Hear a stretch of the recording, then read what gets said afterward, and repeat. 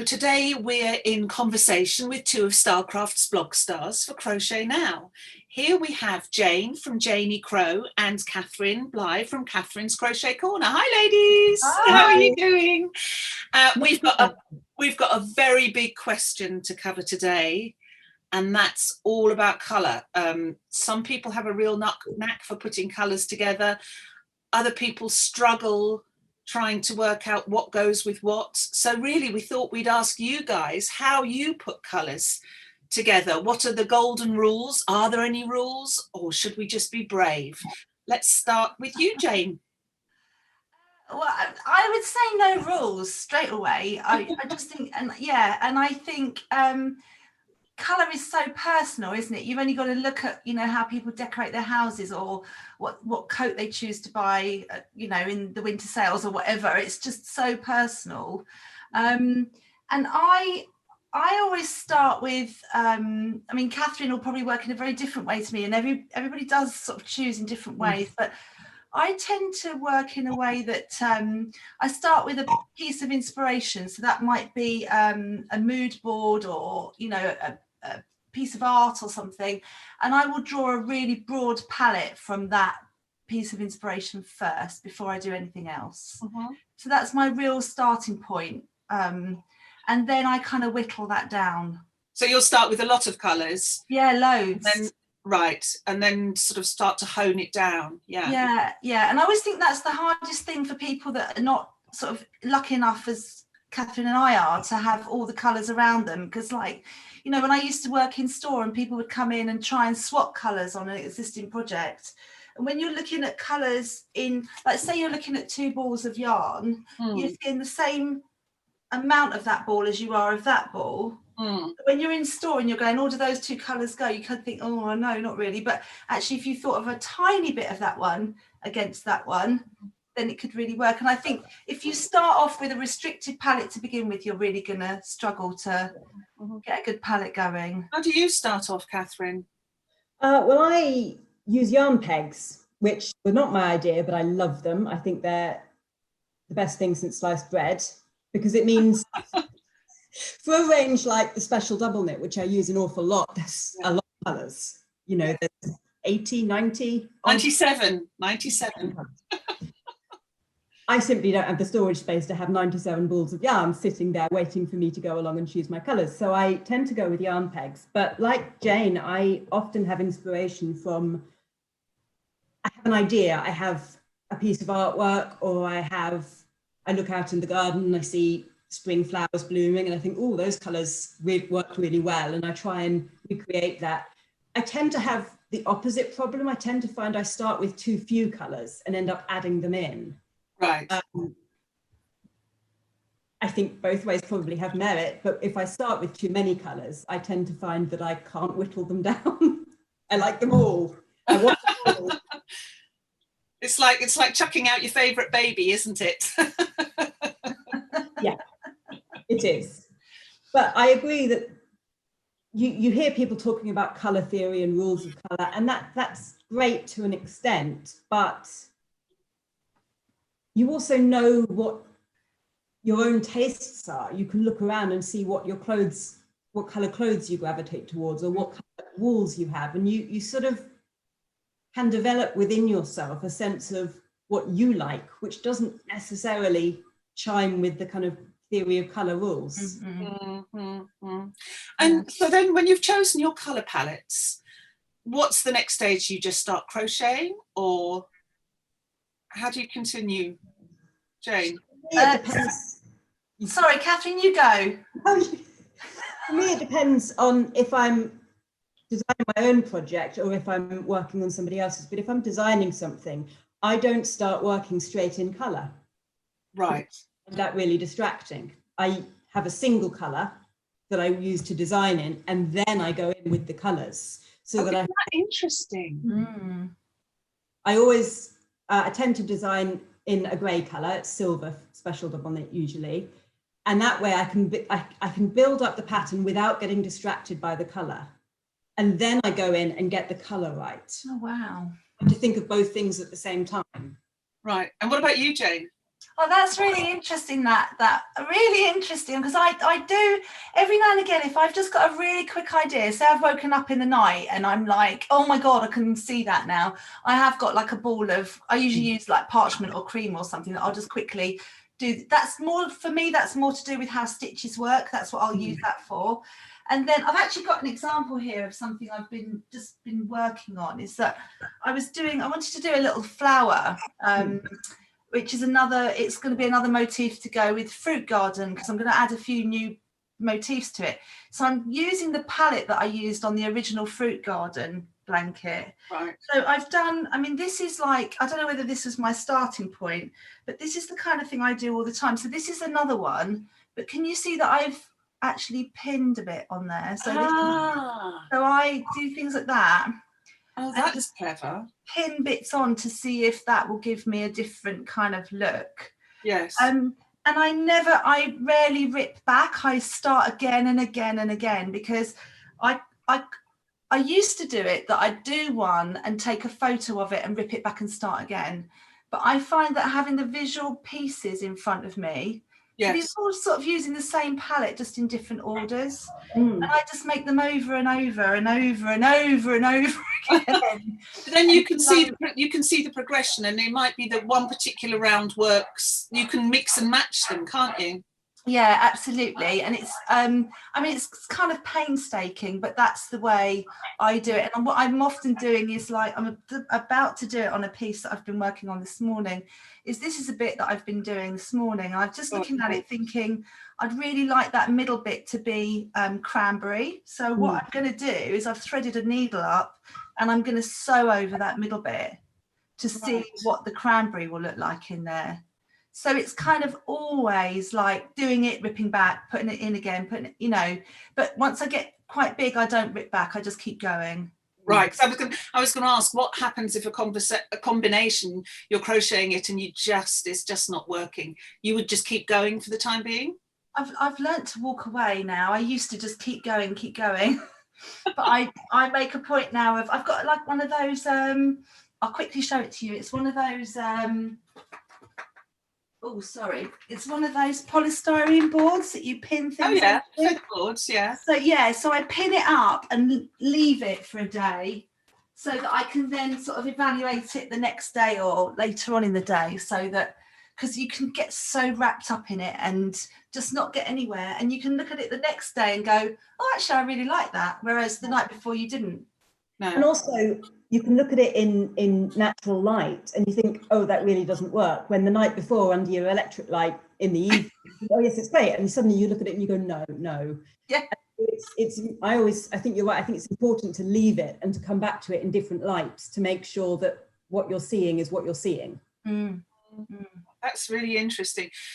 If somebody was doing one of your blankets and they wanted to try and do their own colorways, they were feeling really bold and adventurous, or they wanted to fit it to their home decor, say their bedroom is all blue, so they wanted it to be all shades of blue, and let's face it, there's enough shades of blue in Special DK for them to do most designs. Where would you suggest that they started to try and recolor a crochet project? Oh, is that a really difficult question? I was going to let Catherine go, because I just want I'm trying to think how to get it. I think what I would say to people is look at the colours that I've used or that I've suggested and put them in grayscale. Because if you're changing the colours, what's really important is to maintain the balance of light and dark shades. So can I just clarify, when you say grayscale, you mean take a photo on your phone, take a photo on your phone, black and white? Yeah. Or on the computer or whatever. There are various ways to do it, but yeah, that's what I would do. And then when you go to choose your own colours, do the same. Make sure you've got a black and white photo of it so that you can check the contrasts, because it's all very well changing the colours, and I absolutely think people should put your own stamp on everything you do. There's also a balance within the colours. Just about, oh, I'd rather have purple than blue. Are you replacing the purple with, is it too dark? Is it too light? Is it the contrast to go with the rest of the blanket? And make sure that it's not just the colours, but also the shades that are sympathetic to each other. That's really good advice. And Jane, what about you? Yeah, very similar to Catherine. I would always sort of look at it tonally, you know, the colours that sit tonally the same. You've got, and also, you know, like I'm quite careful about not mixing cold and hot colours. Like, for example, you know, like if you get a true bubblegum pink, and then you pick up a like a more sort of, I don't know what to, a lilac, for example, because lilac's kind of bluey pink and bubblegum pink is orangey pink. The likelihood is that they won't sit nicely together, whereas a really nice rosy red and bubblegum pink will sit nicely. So I also look slightly at warm and cold. It doesn't mean I don't have blue in with pink, but it just means that they don't, if they're similar, if they're similar colours.